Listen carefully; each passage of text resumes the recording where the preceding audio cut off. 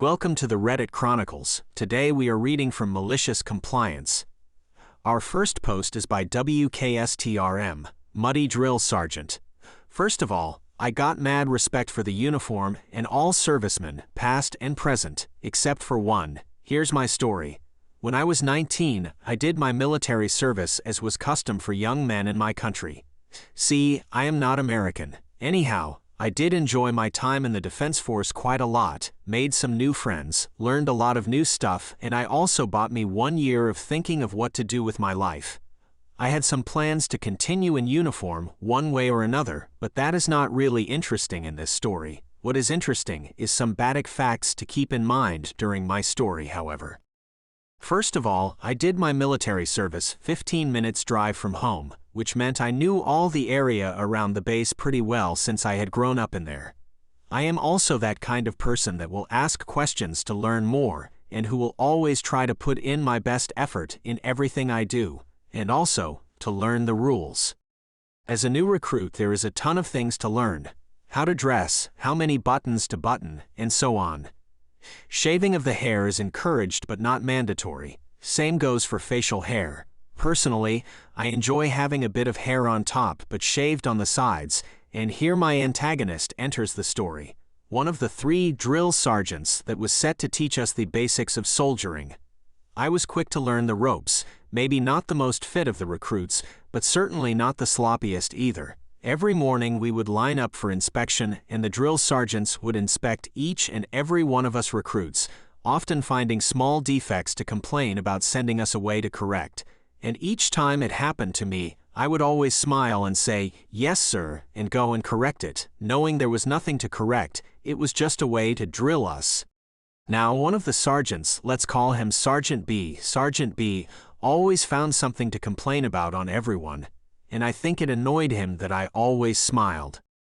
Sergeant B was shorter than average and somewhat rounded, not fat, just a bit chunkier than average as well. Instead of talking loud like the others, he preferred screaming, especially in the face of people. I guess he had seen too many war movies with bad drill instructors in them. That did not go down well with us conscripts really. We quickly lost respect for him as a person, but we did respect him for being our superior officer, or his uniform if that makes sense. Anyhow, he did not seem to like me at all, and would always mess with me, and one day I got my revenge. It was in the fall. We were outside the base training for a bigger exercise coming up. They had divided us into groups of 8, and our mission was to relocate from one location to another. We had all our personal equipment like backpack, weapon, and so on, plus the group tent, stove, and heavy machine gun, so we were quite heavy, equipment-wise, and I was assigned group leader this event. Good thing, we were in an area I knew well, so navigating was easy, since I knew all paths in the forest and so on, and Sergeant B was tagging along, not knowing I knew the area but my team knew. The path we took ended up at a small swamp and would split so you could walk around the swamp on either side. I decided we should take a 5 minutes rest, since we were ahead of schedule anyway. Sergeant B did not like that, even though I think honestly he was the one who needed it the most, since he was the one huffing and puffing, despite he didn't carry anything except his uniform and a water bottle. I asked my team which side around the swamp they wanted to go, and told them the pros and cons of each way. I don't remember which way we choose, but I remember I picked up the machine gun, 12.4 kilograms, so quite heavy. Now Sergeant B intervened and demanded I check the map, but I said we already decided to go round the swamp. For some reason Sergeant B wanted us to cross the swamp. It looked dry enough to cross, but I declined and said we'd go round. This is where he pulled rank and demanded we cross. Cue my malicious compliance. I asked him if he would take command of the group and lead us across, to which he replied, "I'll take command. Group, follow me." So I stood down and let him past me. I think he managed to take about 1.5 steps into the swamp before he had sunken down to his waist in mud. We decided not to follow him, and instead, we all just looked at him. After a while one of the others asked him, "Any new orders, sir?" We pulled him out of the swamp. He was furious but didn't say a word. He walked back the way we came in his wet, muddy uniform. The rest of us continued around the swamp. We did not see him back in camp that day. After that incident, he did not bother me anymore for the rest of my conscription time. Our next post is by Sarah Simfan. You want me to brew coffee? Fine. I had a job many years ago at a call center. We had a nice break room, 3 fridges, a bagel toaster, huge sign with "Do not leave unattended" on it, amazing little fire hazard, bread toasters, and an older coffee maker. Many of the employees were horribly addicted. I mean to coffee, yes, but also nicotine, Mary Jane, and more difficult substances, shall we say. This story obviously involves the coffee maker. It also involves myself and my manager. I was, out of the blue, instructed to take over coffee maker duties. Great, only one huge problem. I don't drink coffee. Coffee made me sick. Small quantities would make me vomit if they were in anything I ate or drank. Since I don't drink coffee, I generally have no idea how to make coffee. I mean, you take ground up beans, put them in a filter, and run hot water through, and coffee comes out the bottom. The machine was a professional grade brewer. It was provided by a company that also stocked our vending machines. This wasn't a unit you could go to Walmart or Target and purchase. It was more industrial than that. It also didn't have any instructions. I asked my coworker for some help, and he must have thought I was joking, because he told me to add 2 cups of coffee from pre-ground, sealed packets to the hopper on top of the machine. Now I'm not stupid, and here's where the malicious compliance comes from. I followed his instructions. It was glorious. All of my coffee-addicted coworkers were jittery, their teeth turned black, and they frequently had coffee grounds in their teeth. There was a distinct burned coffee smell in the break room. After a few days, my manager asked me WTF I was doing to the coffee. And this time, she actually listened when I told her I didn't drink coffee. Upon realizing this, she laughed and selected the coworker that instructed me on the improper operation of the machine to become the designated coffee brewer. Everyone found this funny, many while jittering away in their tiny cubicles. Our next post is by Long Jumping Lab. Department manager wants me to stay late to finish all duties. Sure. This happened a couple of years ago, in December 2019. I got a job at a higher-end grocery store in the area, as I was planning on saving for when I started college in the fall of 2020.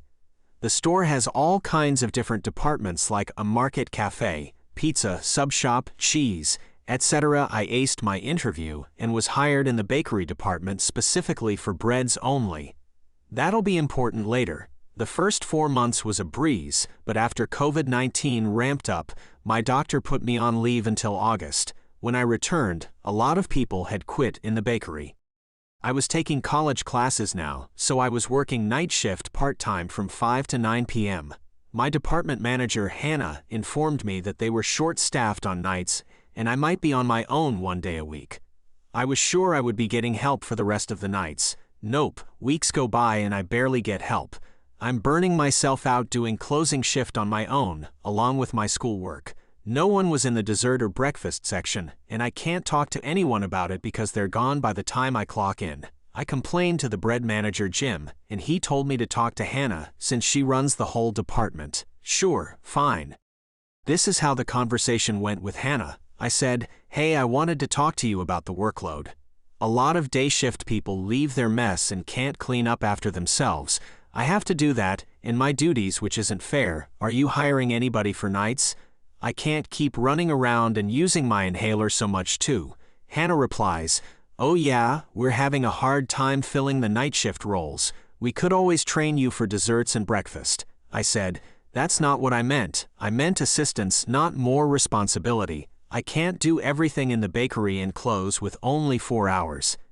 Hannah responded by saying, "Well, you can figure something out. Just make sure you don't leave a mess during closing, though. You can't leave until everything is done." I can't leave until everything is done? Okay. Ever since she said that, I started documenting every time I had to do 3 jobs at once. I would take my sweet time when I didn't have class the next day, making sure I clocked out at 11 p.m. each time. The amount of stuff that kept piling was ridiculous, but I was simply following her instructions. HR noticed my clock in and out times and wanted me to come by their office. I told them everything, including what Hannah said to me, along with the photos I took. Suddenly everything changed. At 9 o'clock sharp, they were kicking me out, and whatever was left was for the morning. Hannah was reprimanded but wasn't fired until she was caught selling 2-year-old expired pumpkin pies to customers during Thanksgiving. That day sure was a doozy. I was shocked when I saw all those empty boxes she already sold.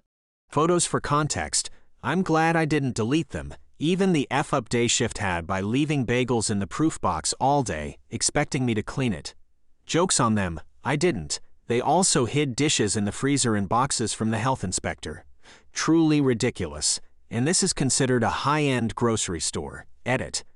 I was working morning shift and saw many of the habits they had when I was first hired, but it didn't affect me until I was working night shift alone. I had no idea how bad it was until I experienced it. During mornings, I always made sure to clean up after myself, even the bread slicer, which kind of caked on mess by the afternoon.